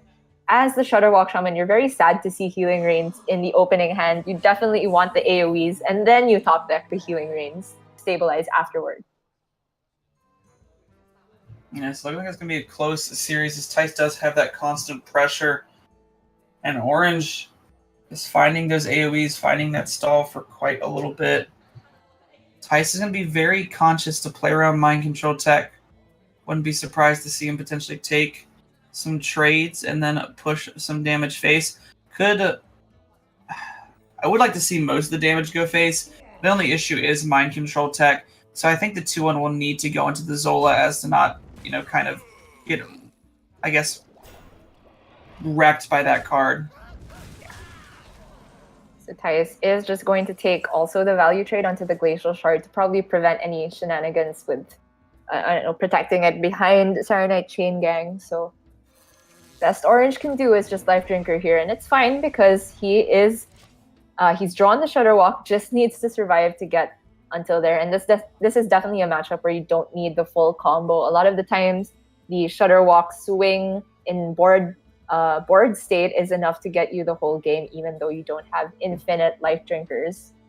So Tice now, it's very awkward for him because he really wants to be pushing this Flame Imp damage to the face. But if he doesn't trade something and plays another minion, then Mind Control attack is a big punish. So Actually because of looks that, as he if- will, yeah. Yeah, because just of that gonna- possible mind control tech, he was just gonna play around that. Sorry, it's very hard to tell when somebody's gonna talk when they don't see each other's faces. No, it's fine. It's a little funny. All I was gonna say is, yeah, mind control tech is something that Tice is gonna be weighing on the back of his mind for basically the entire game. It does make it a little awkward, as it's this balancing act of playing around Volcano while not playing into mind control tech, as if you commit multiple minions, you're into the mind control tech, but if you don't commit multiple minions, then Volcano just becomes very strong. So the Volcano looks solid here, but Orange is going to go for a cute play, I think, of freezing the Dreadlord and playing down the Acolyte, which forces a trade onto the Acolyte if Tice doesn't want to have the Dreadlord proc and give Orange an additional draw. I quite like it, especially since by freezing the Dreadlord, you're making it so that Tice only has 4 attack onto the board after he puts down 1 more minion, and you still have 2 minions to trade. I think that Volcano could still be effective there. Oh, and he's even freezing the Flame Imp. So if Tice doesn't want to get the Dreadlord proc onto the Acolyte, then you need to trade even more damage into the Acolyte. And also, freezing the middle minion makes Fungal Mancer a lot worse. Yeah, that was a really good freeze from Orange, recognizing both of those 2 strong talking points that you were mentioning, being able to play around Fungal Mancer while also forcing this 4 damage to go into the Acolyte of Pain, and also setting up the Volcano next turn. This was just a good play from Orange. Yeah, very, very clean. A lot of nuances that people might not recognize immediately, but Orange is, of course, a very seasoned player. I expect nothing less from these 2 guys. 8, 10. Oh, this is more than Volcano can handle. And It's Volcano 2 can points. handle quite Yeah. a lot, but I guess this is just slightly more than, Volcano can handle. Orange still has to go for it, though. Most of the time, the Tar Creeper and the Dreadlord survive this. Unless some shenanigans happen. Oh, okay, so that is a slightly worse outcome for Tice, but I could not possibly do the math quick enough to figure out what's the more likely outcome there. I'm a little disappointed, Gia. I was expecting, to have a full diagnostic on, the potential different outcomes of all of the Volcano math. Yeah, I'll be prepared next time. I'll have a full spreadsheet with different tabs for all the possibilities of how many minions on board and how much health they have. Be ready, Dr. J. Yeah, I think... The refill for Tice is quite decent. Because he can heal the Dreadlord, it's better around Lightning Storm. Yeah, I think I'd much rather have multiple minions live there, as it would have made potentially a Fungal Mancer draw better. But I can see where having that 1 minion left gave Tice the option to play around Mind Control tech. But I think at this stage of the game, Tice can't afford to play around Mind Control tech, that he needs to keep drawing through his deck, and he needs to just keep playing out his hand each turn after turn, and just hope that it's not there. So Tice, pretty sad to see the second Volcano. Of course, it blows up his solid refill, and now he's forced to probably tap every turn to be able to keep up with what Orange has to offer. And Orange has the Shudderwalk ready and waiting. Wow, he can even fit the Mind Control into the pool, which is going to maybe hit something with the Shudderwalk proc, because Tice is looking like he's going to want the Serenite coming up next. And Orange has a strong play in this Electrostorm Surge, plus the Farsight will be able to draw just, a bunch of cheap cards. And it's going to keep this game going for quite a bit. That is the refill he needed. Although Earthshock, not the draw he was looking for. And Sandbinder's all right. Sandbinder does give him access to either the second Shard or Grumble, both very powerful cards currently with how the hands are panning out. There's not too many minions in Zoo that you want to silence, so Orange could be thinking about just using it to remove 2 damage from the board, but I expect him to hold onto it because he has this Mind Control tech. I don't know, though, because you're playing with a little bit of fire there. If you don't remove this now, Fungal Mancer is a potential punish. I think Orange wants to take as little damage as possible. Wow, that would have been kind of a punish. But I'm not actually sure if you go for Fungal there over just playing down 2 4/5s after seeing Volcano. It's really, really strong here. This board looks like the Warlock Omega card. I don't know what it's called, but Oh, I know exactly what you're talking about, Gia. I actually don't know what it's called either, because I believe it's only in the deck recipes, if I remember correctly. Yeah.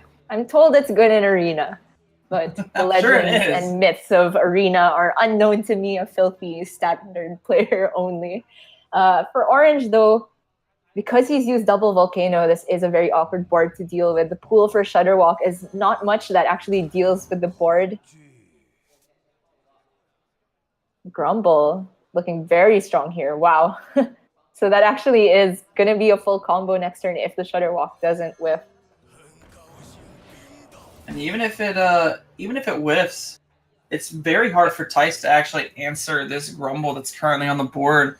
So I wouldn't be surprised if this is just, Orange's game, as he's going to have 3 Glacial Shards in the pool. Serenite, I believe. Has he actually played Serenite quite yet? Yeah, actually, no, I don't think so. I don't think he's played Serenite either, yes. Yeah. But it still would probably be enough to just have Shudderwalk freeze all these minions, protect his Grumble, and then Orange can win from just grinding it out with the board state. It's possible.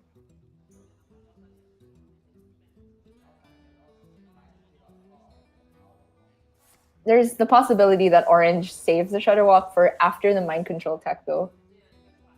Even if all that fails, he has a really cheap Electra plus Healing Rain to get him out of a very low health total for such an efficient cost. Tice is even thinking about respecting this Grumble. That's how you saw him hover over the Serenite into the Grumble. He's thinking about respecting it that much. This is 6 damage. The scariest part is I think you have to, but you definitely feel so, just bad doing this, and you definitely don't want to, but I think you have to. Yeah. I do think so as well. Price disagrees, though. I would be more inclined to go face if he had the one of Doomguard in his hand or perhaps a Soulfire, but he hasn't drawn into any of those. But because of Solarium, it's likely that at least one of those cards enters the hand next turn. So I think the reason Tice didn't go for the trade here is because he recognized that the Grumble is not going to be able to take a value trade before Shudderwalk will come down, and if he goes wide onto the board, it does a very similar thing. So it looks as if he doesn't respect the Shudderwalk, as he feels... Yeah, that was a really good MC tech. As he feels as if Shudderwalk is currently in the hand and that has to get played, it's much better for him to push this damage and hope there's whiffs on the Glacial Shard. So I think that's what Tice was going for here when he decided not to take that trade. Oh man, I think that one MC Tech proc just completely turns the game around on its head. Orange also has the capability to hex away one of these minions. Yeah, because of the taunt, unfortunately you have to hex away the thing that has less stats. But I don't think you can be complaining about this at all. This removes so much pressure from Tice's board. And he's healed up to 23. I don't see a way that Tice can come back from this. I think it's going to go to a Game 5 to decide our first finalist, Dr. J. Definitely could. Trying to see what else Tice has here as well. Does draw into that Doomguard, could potentially just play out minions inside of the hand, get some trades going. That Grumble will need to die this turn, no matter what. So it just depends on how Tice wants to go for this here. And the Shudderwalk has not played Serenite yet, although, there was a Serenite on the board. Has not played Serenite yet, so actually it's not that strong. Even if the Hagatha weren't drawn, he has played Mind Control tech, though, so as long as the MC tech goes into the Hex card, then you're bound to take at least something decent. With Hagatha, though, that removes any flicker of hope for Tice here. Can even play 2 minions in the follow-up just to get 2 spells inside of his hand. Yeah. That is pretty disgusting. And Thais, the heartbreaking thing is that he doesn't even know the is in hand already for Orange. So Thais could be thinking that there's still a way to get this done if the Shutter Walk is near the bottom of the deck, which is a fair assumption. But I'm pretty sure that Orange will just be showing this pretty soon. Maybe he delays one more turn since he drew another Life Drinker. Oh man, this is painful to watch. Orange is going for the approach of trying to tilt Thais by making the game drag out. Orange is going to take this one to fatigue. Oh man, I don't think he's necessarily deliberately. No, I don't think so either. I think this is, most likely stronger, as he doesn't want to fall into some kind of trap. I just think it's funny that, the Shutterwalk is there and Thais has this very slim sliver of hope that he might be able to get there, but we can see that there's no real way he can get there. Yeah. I think it's very much just Orange trying to make sure he has the 100% win. I don't know if there was any outcome from the Shutterwalk there, even if it whiffs or it goes... I don't know. But there was that big mistake from Orange a couple days ago that he definitely does not want to be repeating on this stage, let alone this close to the final. So we are going to Game 5. I saw a guy in the audience wearing the Hearthstone Uniqlo shirt. Shout out to him. I'm pretty excited. Yeah, this is the matchup that Thais was really expecting, though. I mean, that matchup was good for him, and it's very unfortunate that he lost that one. But Orange had the tools necessary to get him there in the end. But Orange still has Quest Rogue.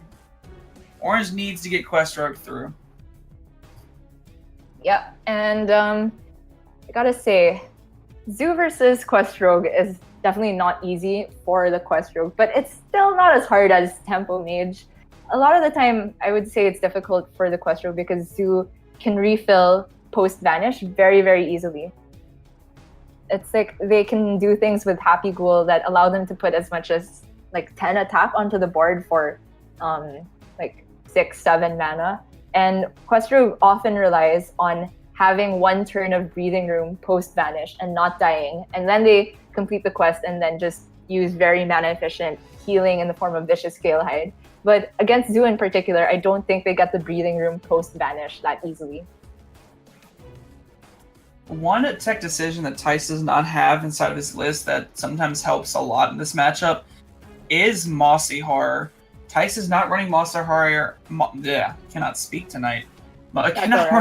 Is not running Mossy Horror, and also only has access to one Doomguard. So a lot of that burst potential is going to be gone, just since he can't Mossy Horror away the Giggling Inventor and only has one Doomguard in order to be able to constantly push damage. Yeah, that is true. The burst from Thais is a little bit limited. The deck list has been streamlined to be better against aggro, I would say. You have the double Dreadlords and the Tar Creeper, which don't get very much done. So that might shift the matchup a couple of percentage points in Orange's favor. And he has Sonya Step. Oh my goodness. Oh no. This is one of those hands that you want as Quest Rogue. We even see Orange full keep the entire hand. I don't blame him. This hand's insane right now. This hand is really, really good. Even Glacial Shard against completing the quest on this is perfectly valid.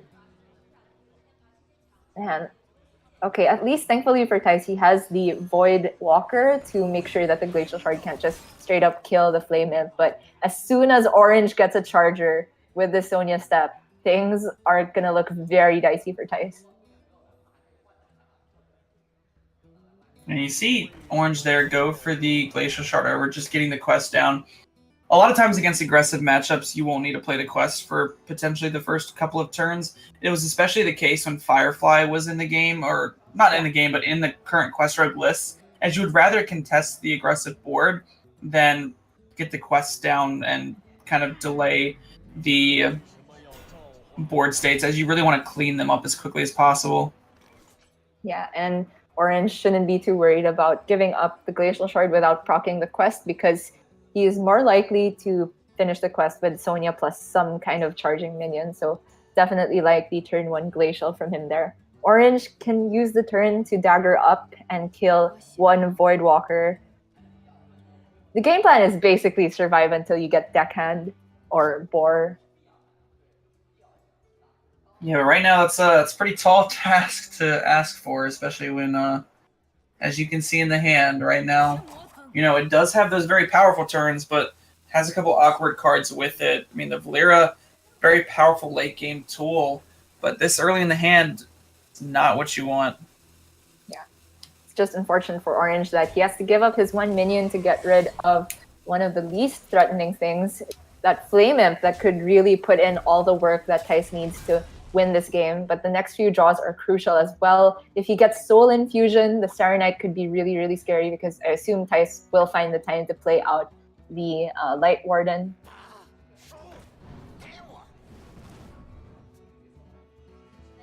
Oh, that's a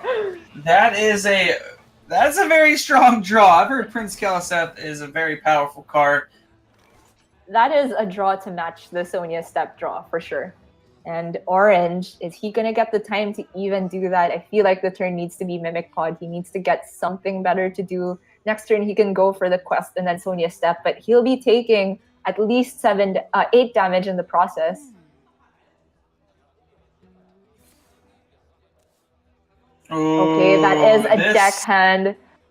Oh my goodness. This is definitely a good way to kind of close that out. And draws the Chain Gang. Buff Chain Gang right after Kaliseth. What more can you ask for if you're Thijs? I assume that's coming down every day of the week here. Is there any reasoning for trying to fit in a tap or playing down the weaker Chain Gang? I just don't see it. No, I think a 3/4 Chain Gang is a win condition on turn 4, and I think you go for your win condition here. Yeah. This is absolutely insane. I mean, Orange hasn't even played the quest yet, which makes his next turn a bit awkward, as he may just have to go quest, deckhand, Sonya step. Yeah. Unless he draws Vanish. He'd have to use the coin to do that as well. It just doesn't look like Orange will have the time even with this really powerful hand. So he can stall with the giggling, but there just hasn't been time to fit in the quest itself. That's crazy. It is crazy. The biggest issue with the giggling is that Thijs has enough attacks on board in order to just push through. Which means that the giggling really doesn't do what it needs to do, and that's live for a turn just to be able to be played next turn again. Thijs is threatening 15 on board, and if Orange doesn't commit some deckhands, he can't even remove everything. And if he wants to commit Sonya deckhand, then he also needs to play quest if he wants to even get the quest done at some point. And Sonya deckhand only deals... Oh, Sonya deckhand only deals 3. Can't even remove one Chain Gang unless he commits the dagger as well. I think this is very close to lights out for Orange. If I remember correctly, Thijs also has copies of Blood Knight inside of his zoo. I mean, no, he doesn't. I believe it was someone else that had copies of Blood Knight. I apologize for that. But this is where, techs like Blood Knight and Mossy Heart come in a lot of handy. But it doesn't even matter right now because Thijs just has this insane board state. Can even, commit more onto the board just to make sure he constantly has those answers to this Giggling Inventor each turn. It's a little annoying for Thijs right now, but he's slowly but surely just getting there. One thing I did want to see this turn is that the Kobold Librarian trades into the Noyotron. It creates board space for Thijs, so he can still play one minion this turn and can fit in the Fungal Mancer on the next turn, just in case some crazy shenanigans happen for Orange.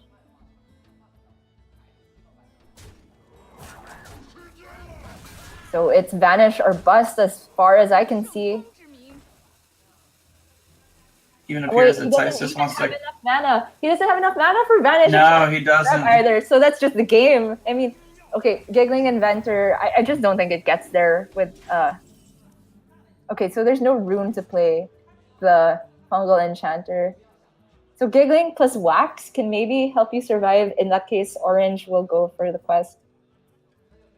Giggling May have to plus be wax. giggling double deckhand.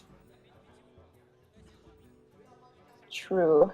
But how are you ever completing the quest that? I mean, I think eventually you can complete the quest with the Valir. I think right now the name of the game is to live, because if you go for giggling double deckhand, you clear off the 3/4 and potentially get a Fanonized target down. You could go for a half measure where you go giggling one deckhand wax elemental and then clear up one of the chain gangs. This is a very difficult turn, and I think now that I'm looking at it, this probably has to be the play. So going for it this way tries to set up a Fan of Knives for sure. And Thijs needs to sink all of the attacks into these Divine Shield minions. He can use the Soulfire, but not going to be enough to push through. What he can do is use the Soulfire to get rid of the Giggling Inventor, but I don't think you need to do that because you haven't even seen the quest yet. Although it's better against some kind of bounces. You can still fit in the Fungalmancer that way. It's probably weaker to Vanish though. Man, this is really tense. I mean, it's kind of crazy how close this game is. It doesn't quite look close, but all it takes is orange to draw, one more card or just kind of get there in the end, and he still has a very valid chance of getting there. If Thijs doesn't place this Fungalmancer to be resilient to Fan of Knives, it's actually very possible, but I expect that Thijs will buff up these 1 health minions. I would imagine so as well. It just makes the most sense. And 10% to draw Vanish. I mean, is Vanish even enough? I mean, Vanish might just be enough. Oh, he didn't play around Fan, but, well, it's still so much damage, right? It shouldn't matter most of the time. My god. Oh, okay, so orange can survive another turn. The best play for Thijs to follow this up is to go all of the cheap minions, I think. He'll have 7 mana, so we can go Light Warden, Flame Imp, Voodoo Doctor, and Chain Gang. I think that's the way to put down the most minions on board. He can try to fit in the Keleseth so that every draw off the top will be doubly buffed. I think at this point you have to go for as wide a board state as possible. But we can see that there's Sonya Deckhand. Even if he can't play the quest, he can at least play out as many deckhands as possible and just hope to try and get there by clearing the board turn after turn. So let's see. If you're completing the quest with... Okay, let's say you spend 1 mana to do the quest. That means you still have 6 mana remaining, so you can deal 4 damage with the Sonya and 3 deckhands. I think you can fit in the quest here. But Fan of Knives, well, yeah, the Fan, it's too expensive without a prep because then the Sonya doesn't even do anything on this turn. Yeah, I'm trying to see what the Sonya does for orange here. He can clean up one of the chain gangs, but after that, I don't quite see what he's going for. I'm trying to think if there's any draw from the Fanonize that could potentially help him. Maybe second Fanonize in order to clean up the majority of the board. I think that has to be the draw right here. I think that's exactly what orange is hoping to get. Everything else simply doesn't cut it, but that's not it. So, okay, I think I called it a little too soon, but now this is game, right? Because Thijs can go for Fungalmancer, or if minions survive, this Fungal Enchanter is going to buff up this Light Warden to such insane amounts of attack. Yeah, and I mean, orange knows that there's a Fungalmancer in the hand. He's trying to find a way out of this game, but I believe that is just it. I don't think there's any way he gets out of this, even if he just... Yeah, orange is going to go ahead and give it up, and Thijs is going to make it to the finals. That game was so tense towards the end. I thought Thijs was going to run away with it at the beginning, but orange found some plays to help him survive. Giggling Inventor is insane. but this time just not quite insane enough. Thijs is our first finalist in EU versus CN 2018. What a game. Very well played series from both these guys. They both played, to their outs, made sure that, they had the cards they needed in the right situations. But the aggro lineup was just too much for Orange to deal with. And Thijs, just with that prep from his teammates and that aggressive lineup that, I don't think Thijs is too much of an aggressive player, at least from my experience with him, but really paying off, the prep work that he put in. Because when he gets into a tournament and he preps as much as he can, he really puts those results in. Yeah, 100%. I think Thijs is an everything player. I'm sure the people on his stream know that he's just playing different things every day and trying to get a hang of the meta as a whole. Very well-deserved win for him there. The lights are literally out for Orange, and Thijs will have to go up against the winner of the next match, which is Zhao Ti versus Fury Hunter. Well played to Orange, and I'm sure he'll be back at the next EU versus CN. Yeah, I'm sure he will as well. I mean, obviously he's been getting, I think he was saying that he has been getting better placements at all of the EU versus CNs. That, he started off and it was maybe top 8 at the first one, then top 4. I think this might have been his second top 4 in a row. Don't quote me on that one. But, eventually, if you keep coming to enough of them and you keep getting better and better, you'll eventually get to take home a very nice car for yourself. So we're just going to hear a little bit from Thijs, guys. And later on, we're going to go to a quick break. Don't go anywhere.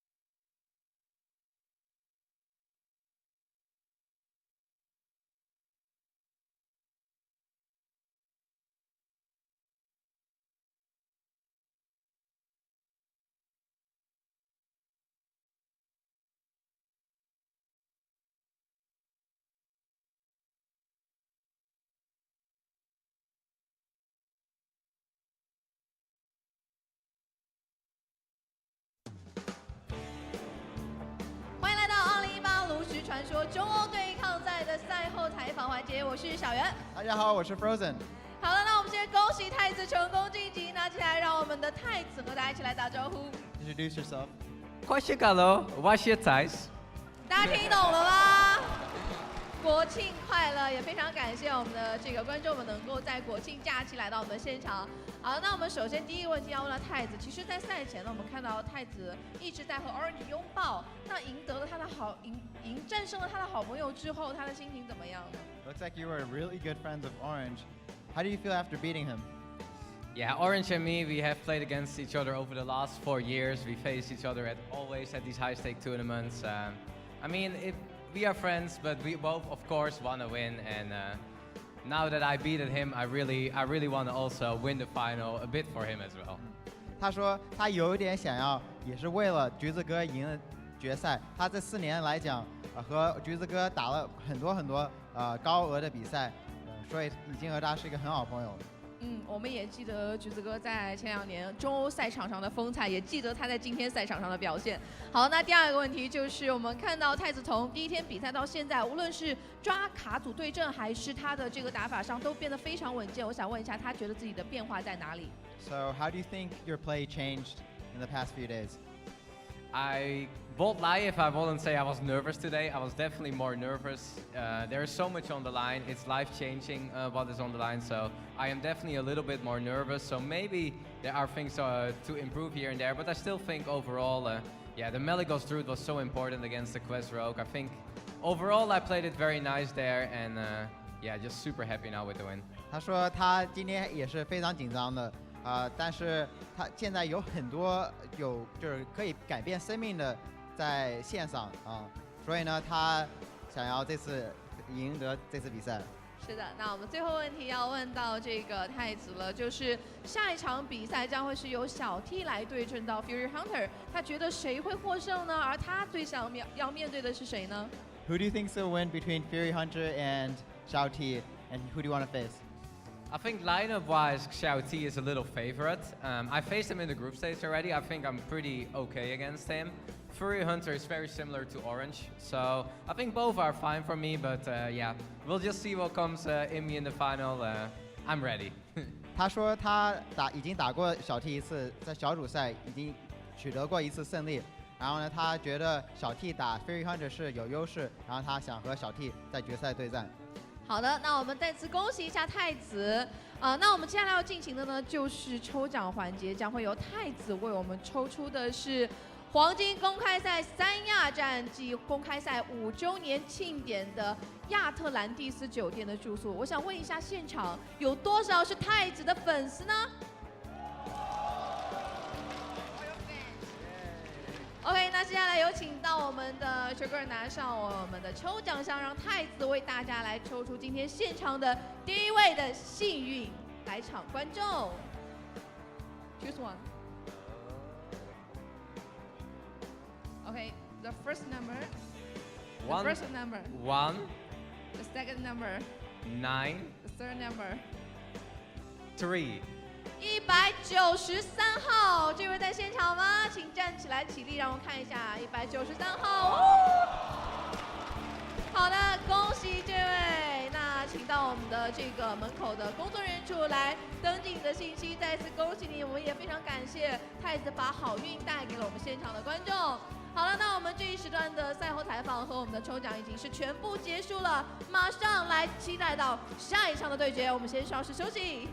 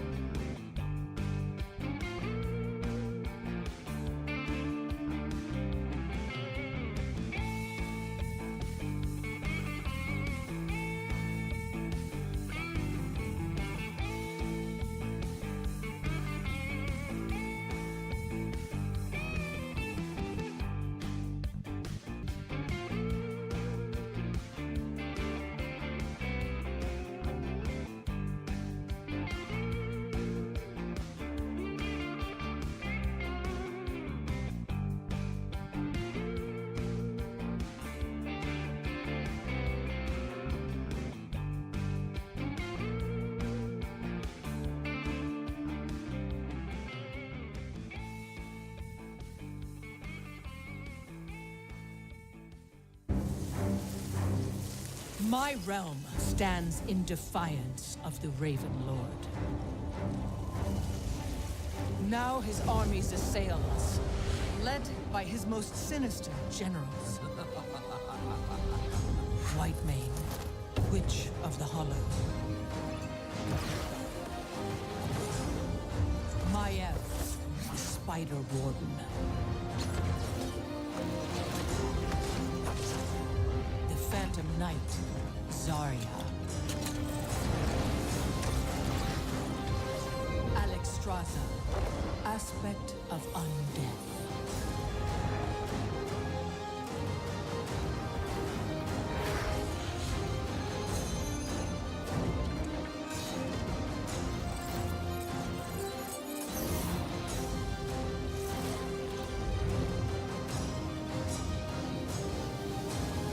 What say you, heroes? When darkness falls, will you cower in fear? Or will you stand and fight?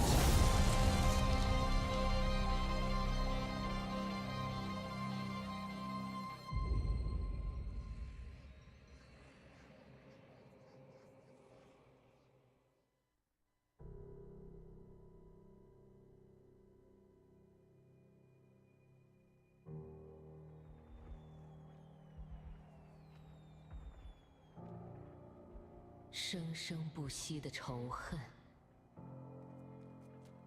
一再破裂的盟约。我们为分享这世界付出了太多，已经忘了是什么让我们变得强大。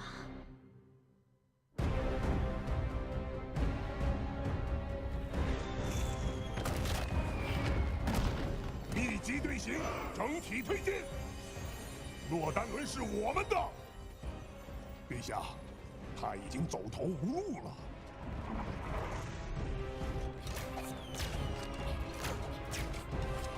继续开火！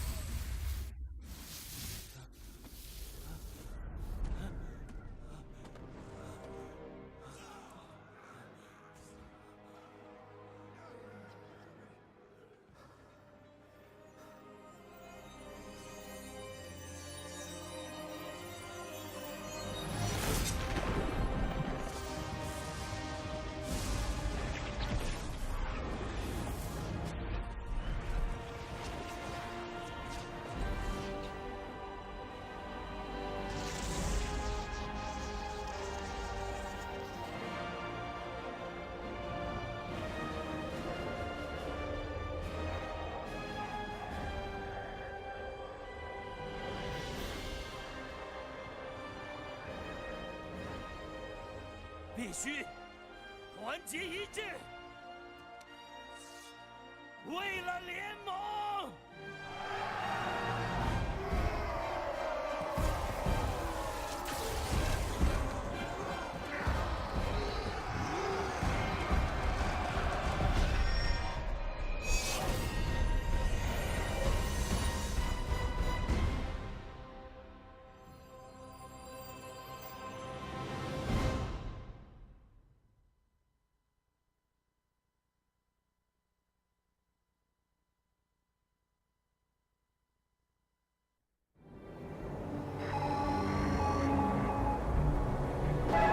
沙漠惊现外太空战舰残骸。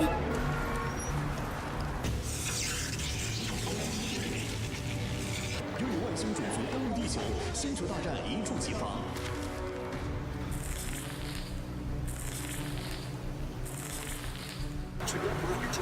未確認の改善物。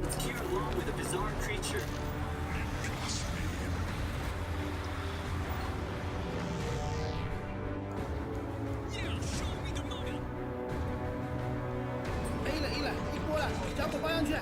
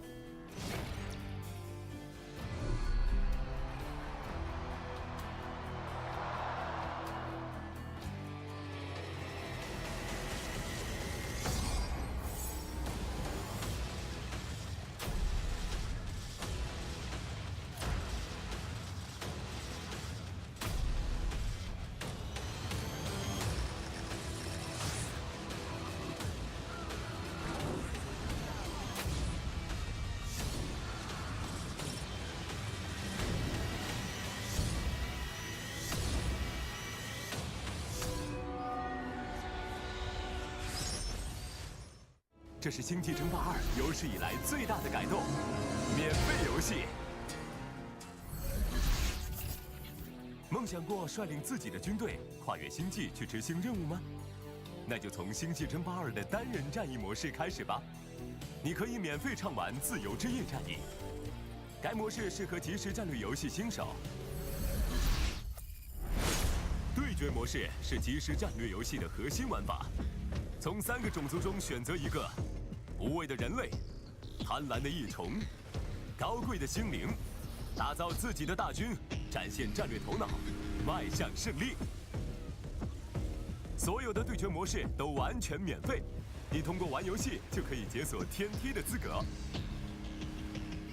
合作指挥官任务，扮演星际争霸的知名角色，发挥你所选择的指挥官的特长，使用独特技能，令敌人灰飞烟灭吧。所有指挥官都可以免费升到5级，其中 Rainer、Kerrigan、Atanis 3位指挥官没有升级限制。现在是新玩家加入《星际争霸2》和老玩家回归的最佳时机，因为《星际争霸2》已经免费。我们对《星际争霸2》的崭新篇章充满期待，祝大家好运！